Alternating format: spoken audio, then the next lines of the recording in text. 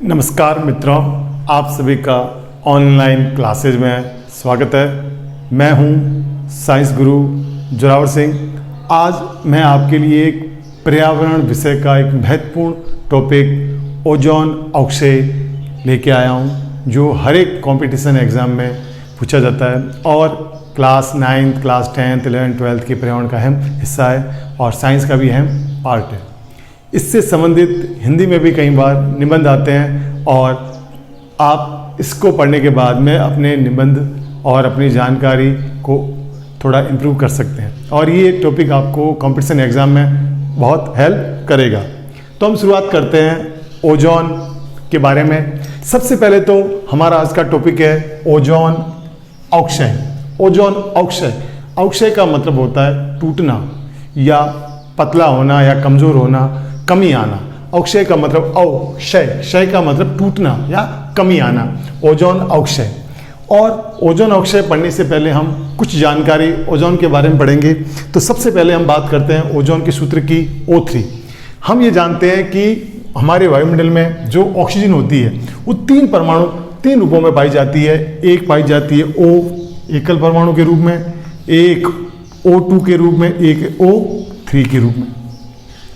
ये एकल परमाणु अणु है और ये ऑक्सीजन का जो है, ये ऑक्सीजन गैस है जिसे हम प्राणदायक गैस कहते हैं। प्राणदायक गैस कहते हैं जिसे हम श्वसन में लेते हैं। और ये ओजोन है जिसमें सड़ी मछली की गंध आती है। और ये हम कह सकते हैं ये O2 वाला रूप है, ये तो धरती पे है, और ये O3 वाला रूप है, ये ऊपर ओजोन परत के रूप में पाई जाती है। और ये ओजोन परत पाई जाती है समताप मंडल में। ये भी कई बार प्रश्न आता है, ओजोन मंडल कहाँ पाई जाती है? तो हमारे वायुमंडल के समताप मंडल में ओजोन परत पाई जाती है। तो हम कह सकते हैं O2 का प्राणदायक रूप तो हमारा ऑक्सीजन है और O3 एक ओजोन परत है जो समताप मंडल में पाई जाती है और जो कि एक सुरक्षा कवच है। सुरक्षा कवच है।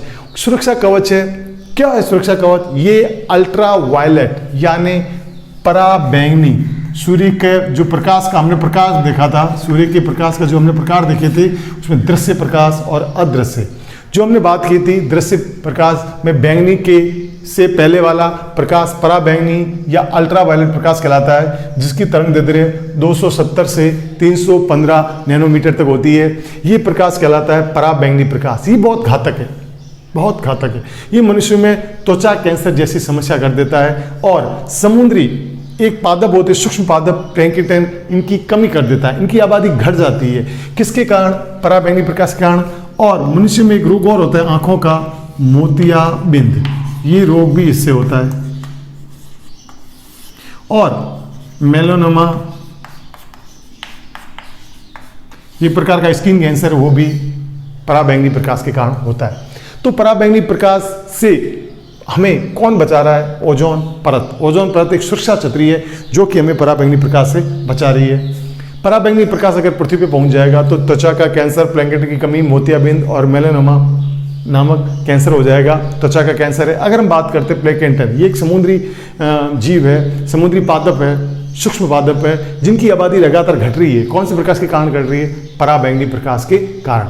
अब इस ओजोन या O3 की हम जो बात करें, इसकी खोज किसने की थी? फेब्री चार्ल्स और हेनरी बुसोन नामक फ्रांसीसी वैज्ञानिक ने खोज की थी। ये ओजोन परत है जो समताप मंडल में पाई जाती है और ओजोन की परत की मोटाई हम हमेशा मापते हैं डॉप्सन में। ये एग्जाम में सवाल आया है, ओजोन परत की मोटाई हम किस में मापते हैं? तो हम लिखेंगे डॉप्सन। ओजोन परत की मोटाई हम मापते हैं मोटाई, इसकी मोटाई हम मापते हैं डॉप्सन। डॉप्सन नामक वैज्ञानिक ने सबसे पहले इसकी मोटाई के बारे में जानकारी दी थी, इसलिए हम इसकी मोटाई डॉप्सन में मापते हैं। ये जो आरपीसी का एग्जाम हुआ था, HM का हेडमास्टर का एग्जाम, उससे पूछा गया था ओजोन परत की मोटाई किससे मापी जाती है? डॉप्सन में। और इसकी खोज किसने की थी? फेब्री चार्ल्स और हेनरी बुसन। अब कुछ पदार्थ ऐसे होते हैं जो ओजोन में अवक्षय करते हैं। अवक्षय, अवक्षय क्या होता है? पहले हम इसको पढ़ते हैं। ओजोन अवक्षय।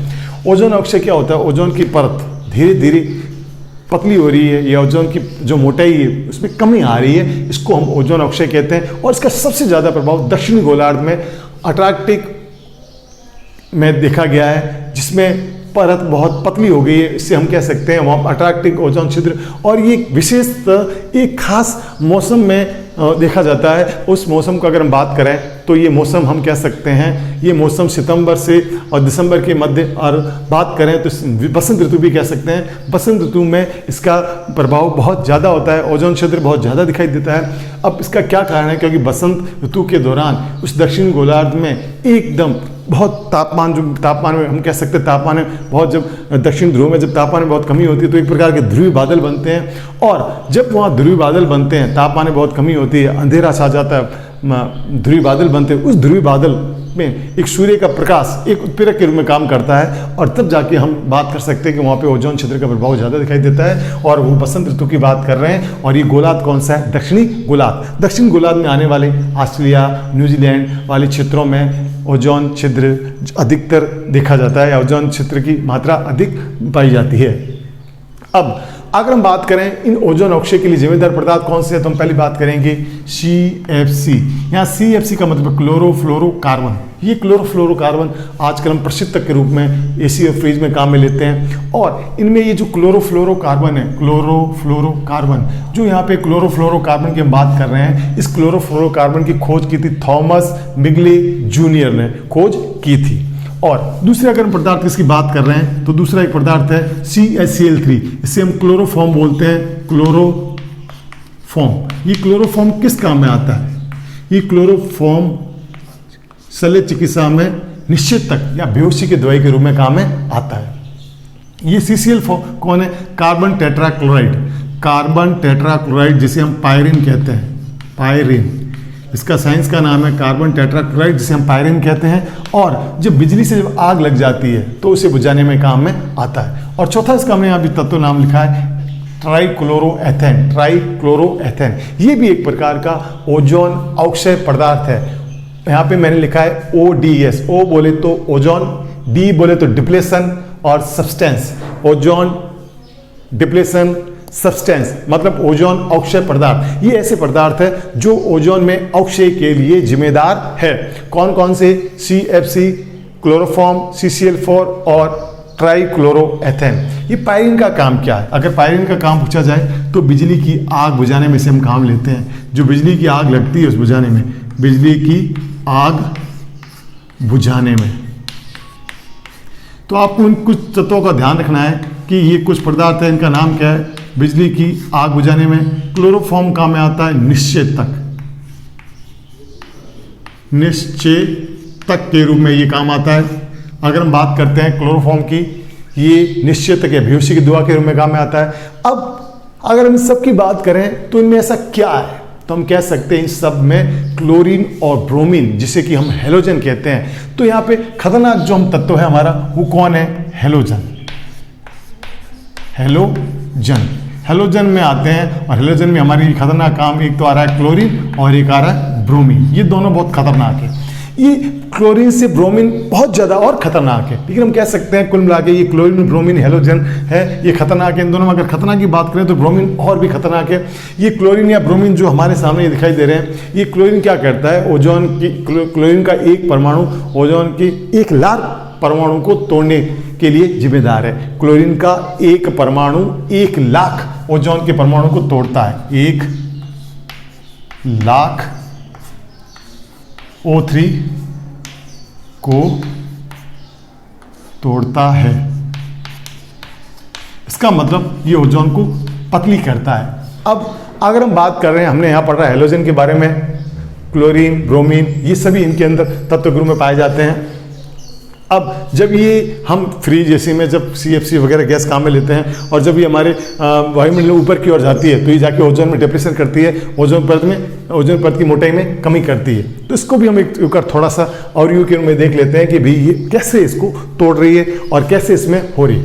एक बात आपको समझनी बहुत जरूरी है, मैंने अभी आपको बताया थे ऑक्सीजन के जो रूप, उसके अंदर हम ये एक चीज़ देखते हैं। यहाँ पहले तो हमने ये देख लिया हेलोजन इसके लिए जिम्मेदार है। अब ये बनती कैसी है? सीधी सी बात है, हमारे वायुमंडल में क्या पाई जाती है? O2, ठीक। और ये O2 ऑक्सीजन जब हम बात करते हैं UV पराबैंगनी प्रकाश के संपर्क में आती है तो ये O2 टूट जाती है, O+O टूट जाती है, इस तरह से टूट जाती है, ऑक्सीजन टूट जाती है। और ये जो मैंने डॉट लगाया है इसका मतलब मुक्त मूलक, ऑक्सीजन का मुक्त मूलक बन जाता है, मुक्त मूलक बन जाता है। इस प्रकार ऑक्सीजन का क्या बन गया, मुक्त मूलक। अब ये ऑक्सीजन का जो मुक्त मूलक बन गया है, ये ऑक्सीजन का मुक्त मूलक फिर O2 से और क्रिया करता है, O2 प्लस O इस तरह से क्रिया करता है। तब जाके हम देखते हैं कि जब से क्रिया करता है तब जाके बन जाता है O3। क्या बन जाता है, O3, ओजोन बन जाता है, O3 बन जाता है, या हम कह सकते हैं O3 बन जाता है। इस प्रकार हम कह सकते हैं इस अल्ट्रावायलेट प्रकाश के कारण ऑक्सीजन से जो ये मुक्त मूलक बने, उसी मुक्त मूलक ने O2 से क्रिया करके क्या बनाया, O3। तो जो हमारी ओजोन बन रही है वो किससे बन रही है, UV से। तो UV किरणों से ओजोन बन रही है और इसी किरणों से हमारी सुरक्षा करती है। अब तो जो ये ओजोन बन गई है ये हमारी पराबैंगनी किरणों से सुरक्षा कर रही है। लेकिन अगर हम बात करें पराबैंगनी किरणों से जब हमारी सुरक्षा हो रही है तो इसमें कुछ चीज़ें हमें और भी देखने को आती है कि जो ये सुरक्षा हो रही है, सुरक्षा हो रही है ओजोन परत से, तो उसको नुकसान कौन पहुंचा रहा है, तो हम कह सकते हैं ये पदार्थ उनको नुकसान पहुंचा रहे हैं। और इनमें जिम्मेदार कौन है, तो हम कह सकते हैं जो आपको ये क्लोरीन नजर आ रहा है, ये सभी ओजोन को तोड़ने वाले पदार्थ है। ये क्लोरीन ओजोन को तोड़ने वाले पदार्थ है, क्लोरीन और ब्रोमीन। ये कैसे तोड़ते हैं उसको देखते हैं। ये Cl2 जब ऊपर की ओर जाती है, ठीक, तो UV मतलब अल्ट्रावायलेट प्रकाश Cl को तोड़ देता है इस तरह से और बन जाता है मुक्त मूलक। ये मुक्त मूलक बन गए, मुक्त मूलक। अब ये जो मुक्त मूलक बन गए हैं ये जाके आगे ओजोन को तोड़ते हैं और इस मुक्त मूलक में बहुत ज़्यादा एनर्जी होती है ओजोन को तोड़ने की। और इस प्रकार O3 से जब ये मुक्त मूलक क्रिया करता है, O3 से जब ये मुक्त मूलक क्रिया करता है तब हम देखते हैं बन जाता है ClO। इस तरह से बन जाएगा ClO और बन जाएगा O2।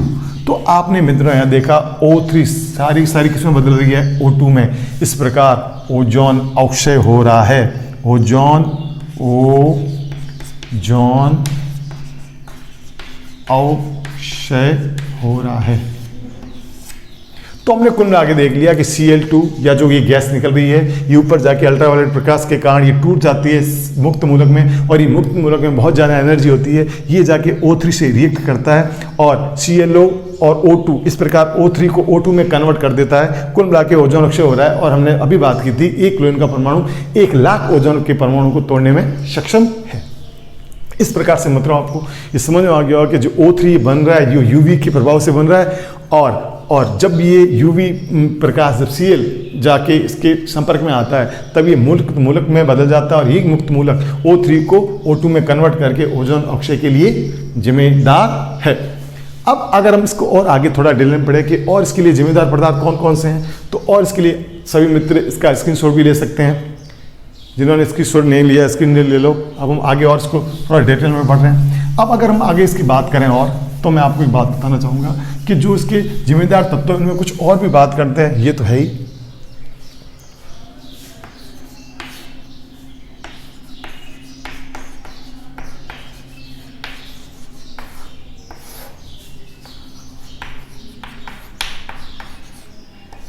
ज्वालामुखी उद्गार, ज्वालामुखी से जो क्लोरीन निकलती है, कौन सी गैस निकलती है, क्लोरीन, वो भी इसके लिए जिम्मेदार है, अभी हमने देख लिया।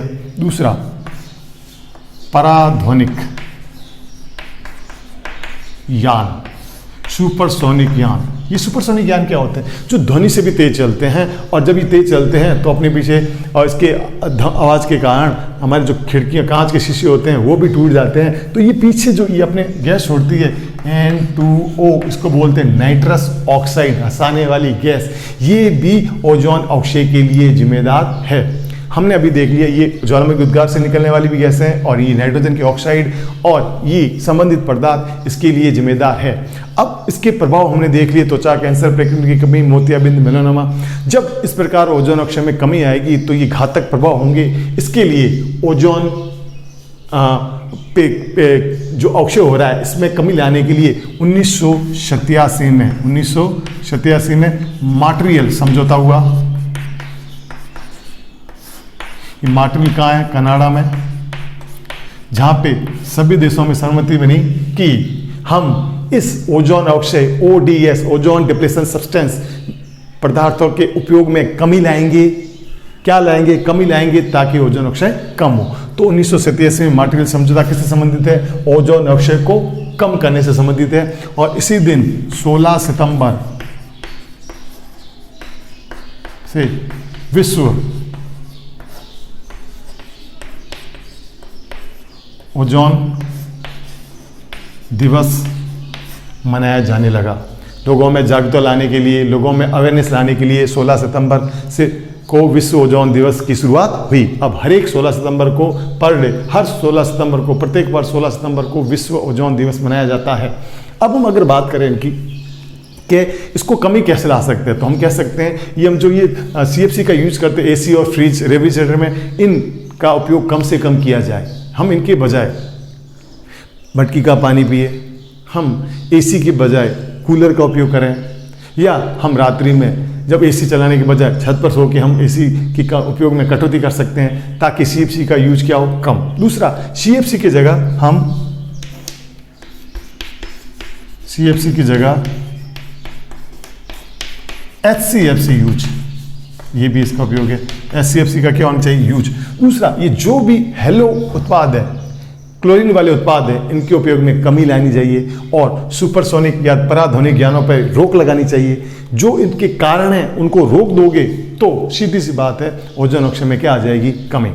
तो हमें पराध्वनिक यान के उड़ानों पर रोक लगानी चाहिए, ये क्लोरीन वाले उत्पादों के उपयोग पर रोक लगानी चाहिए, CFC की जगह HCFC का उपयोग करना चाहिए, AC, फ्रिज, रेफ्रिजरेटर का उपयोग कम से कम करना चाहिए, फ्रिज की जगह मटकी का पानी, AC की जगह कूलर चलाना चाहिए, ताकि हम CFC का उपयोग कम करें और हमारा ओजोन अक्षय कम हो। अगर ओजोन अक्षय बढ़ जाता है तो इस प्रकार के कुप्रभाव देखने पड़ेंगे, जिससे हमें घातक समस्याओं का सामना करना पड़ेगा।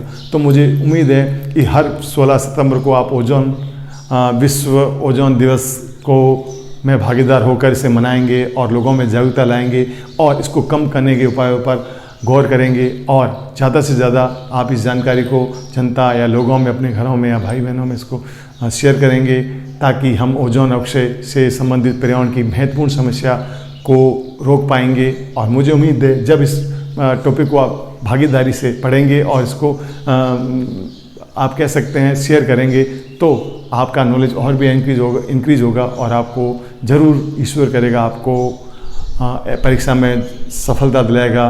Best of luck. अगर आपको हमारा ये टॉपिक पसंद आया तो लाइक करें, सब्सक्राइब करें। ओके, बाय, धन्यवाद।